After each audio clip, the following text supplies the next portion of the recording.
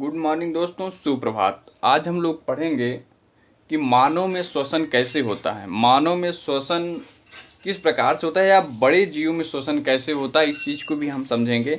लेकिन इसके पहले हमको ये स्थिति देखना पड़ेगा कि इसके पहले हम लोगों ने क्या पढ़ा। वायवीय तथा अवायवीय श्वसन पढ़ा। हम लोगों ने अवायवीय में देखा कि उसमें अवायु में ईस्ट था जो एथेनॉल का निर्माण कर रहा था, कार्बन डाइऑक्साइड का निर्माण कर रहा था।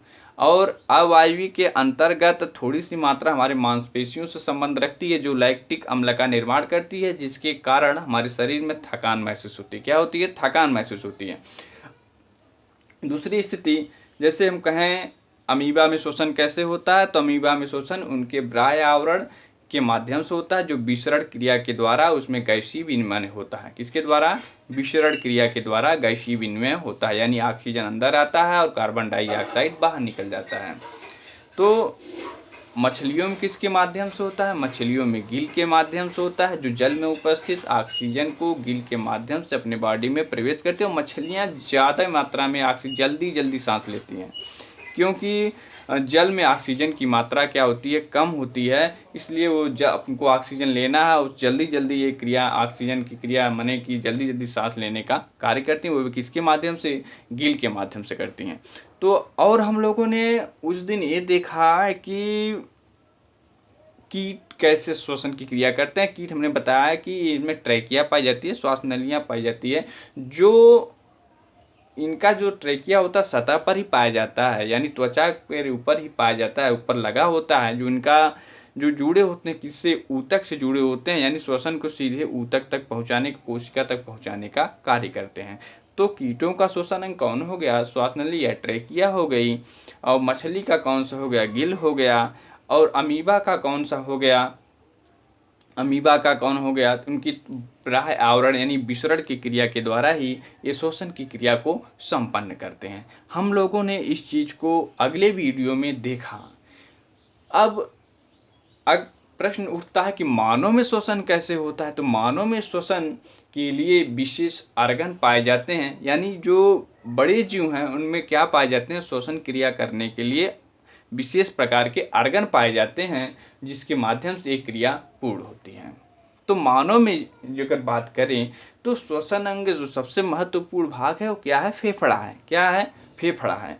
तो फेफड़ा है, तो इसके लिए हम यहाँ पर चर्चा पहले हम जानेंगे श्वसन यहाँ पर क्या है। अच्छा, श्वसन की परिभाषा भी हमने इसके पहले बताया था कि भोजन का ऑक्सीकरण करना, जिसके माध्यम से ऊर्जा का निर्माण हो ना, जिसे हम जैव ऊर्जा कहते हैं, इसी को हम क्या कहते हैं? श्वसन कहते हैं। लेकिन थोड़ी सी बात यह है कि किसके अंतर्गत है? श्वसन तंत्र के अंतर्गत है। यानी वायुमंडल में उपस्थित का ऑक्सीजन तथा हमारे द्वारा निकाला गया कार्बन डाइऑक्साइड जिस तंत्र के द्वारा होता है उसे हम क्या कहते हैं? श्वसन तंत्र कहते हैं। क्या कहते हैं? श्वसन तंत्र कहते हैं। तो श्वसन तंत्र क्रिया को हम लोगों ने समझा। और अब हम देखेंगे कि मानव के श्वसन तंत्र कौन कौन से होते हैं जो श्वसन क्रिया में मदद करते हैं। तो सबसे पहले हम जानते भी हैं कि नासाद्वार है। क्या है? नासाद्वार है।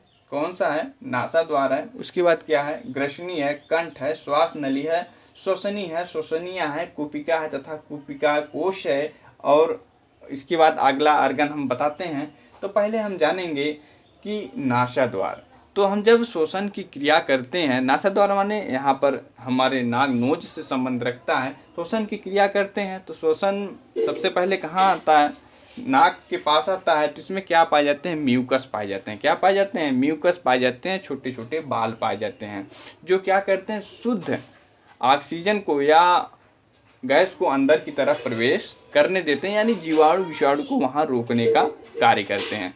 अब स्थिति ये बनती है कि यहाँ से जाते कहाँ हैं? ये आते हैं ग्रसनी की तरफ। कहाँ आते हैं? ग्रसनी की तरफ। ग्रसनी देखिए यहाँ से दो मार्ग को जोड़ देती है। यहाँ से ग्रसनी एक जो है यहाँ से जोड़ती है किसको? यहाँ अगला भाग उसका होता है कंठ। क्या होता है? कंठ, इसे हम स्वर यंत्र भी कहते हैं। तो ग्रसनी जोड़ी यहाँ से अलग, एक होता है आहार नाल, एक होता है श्वास नली, यानी दोनों पथ को कौन जोड़ने का कार्य करता है। यहाँ से निचला भाग हो गया कौन, ग्रसनी, तो यहाँ से दोनों भाग को जोड़ देता है। और यहाँ से यहाँ का भाग क्या है, आहार नाल हो जाएगा, यहाँ का भाग क्या हो जाएगा, आहार नाल, और यहाँ का जस्ट भाग यह क्या हो जाएगा, श्वास नली हो जाएगा। क्या हो जाएगा, श्वास नली। तो यहाँ तक सब सेम प्रक्रिया है, यानी हमने ऑक्सीजन को लिया, ऑक्सीजन लेने के बाद हमने ग्रसनी से होते हुए कहाँ लाया, श्वास नली में लेके आया। तो श्वास नली में हम जब लेके आए एक तरीके से, और जब हम ऑक्सीजन को लेते हैं, जब ऑक्सीजन अंदर की तरफ कहते हैं तो उसे निःश्वसन कहते हैं। क्या कहते हैं, निःश्वसन। जब हम बाहर की तरफ निकालते हैं तो उच्छ्वास कहते हैं। क्या कहते हैं, उच्छ्वास। ये भी थोड़ा से आप ध्यान में रखिएगा।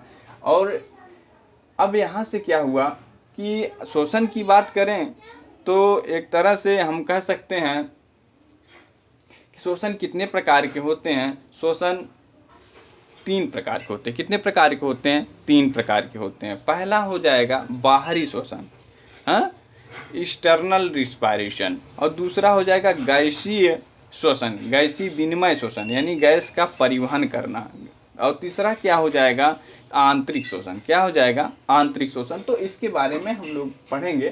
तो पहले ये जान लीजिए कि श्वसन क्रिया में यहाँ पर श्वास नली आया। श्वास नली क्या बनाता है, श्वसनी बनाता है। श्वसनी जो होता है 2 भागों में, यहाँ पे देखिए श्वसनी 2 भागों में टूट जाता है। श्वसनी कितने भागों में टूटता है, 2 भागों में टूट जाता है। तो श्वसनी जो 2 भागों में टूटता है तो यहाँ पर क्या बनाता है, श्वसनिया बनाता है। क्या बनाता है, श्वसनिया। 2 भागों में टूटा, क्या बनाया, श्वसनिया बनाया। तो श्वसनिया जो है आगे की तरफ विकास करती है और कई शाखाओं में बढ़कर किसका निर्माण करती है, कूपिका का निर्माण करती है। किसका, गुब्बारे जैसे संरचना का निर्माण करती है। और कूपिका जो होता है एक कूपिका गुहा में बंद होता है। कूपिका गुहा में क्या होता है, ये बंद होता है। ये भी ध्यान रखिए, कूपिका गुहा में जब बंद होता है वहाँ पे बहुत प्रकार की रक्त धमनियाँ पाई जाती हैं। क्या पाई जाती हैं, रक्त धमनियाँ पाई जाती हैं। यही रक्त धमनियाँ क्या करती हैं, ऑक्सीजन को क्या करती हैं, पूरे बॉडी में पहुंचाने का, यानी ये यहीं से ऑक्सीजन को एब्जॉर्ब कर लेती हैं, खींच लेती हैं और रुधिर वाहिनियों के माध्यम से समस्त बॉडी में रुधिर को पहुंचाने का कार्य करती हैं। अब यही रुधिर वाहिनियाँ जो बॉडी में रुधिर अशुद्ध कार्बन डाइऑक्साइड है यहाँ पे लाने का काम करती हैं और यहाँ छोड़ती हैं, जिसके माध्यम से हम क्या करते हैं कि ऑक्सीजन कार्बन डाइऑक्साइड को हम क्या करते हैं, बाहर निकालते हैं। तो इतना ये स्थिति हो गया। और दूसरी स्थिति ये बनती है कि यह किसके माध्यम से ऑक्सीजन का परिवहन होता है, श्वसन वर्णक होता है। क्या होता है, श्वसन वर्णक। क्या होता है, श्वसन वर्णक। तो श्वसन वर्णक क्या है, श्वसन वर्णक को हम एक तरह से हम हीमोग्लोबिन कहते हैं। हीमोग्लोबिन के माध्यम से, यानी यहाँ पर रुधिर में हमारे क्या पाया जाता है, हीमोग्लोबिन पाया जाता है, जो यहाँ पर स्थित होता है, जो ऑक्सीजन को एब्जॉर्ब करके बॉडी के समस्त भाग में पहुँचाने का कार्य करता है। तो ये हो गया आपका, यानी ये स्थिति यहाँ पर आपके लिए हुआ।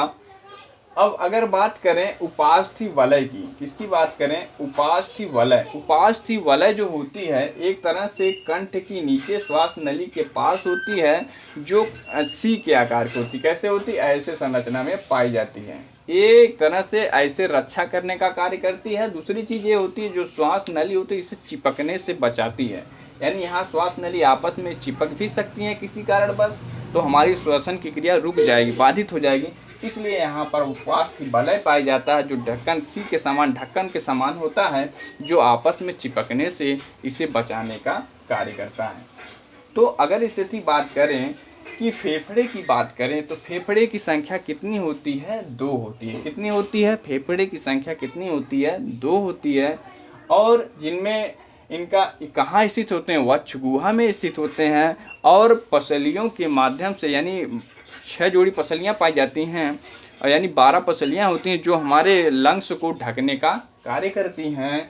और उसके बाद इस लंग्स के ऊपर, यानी फेफड़े के ऊपर एक झिल्ली पाई जाती है जिसे प्लूरा झिल्ली कहते हैं, जो क्या करती है, घर्षण होने से या ब्राय आघातों से बचाने का कार्य करती है।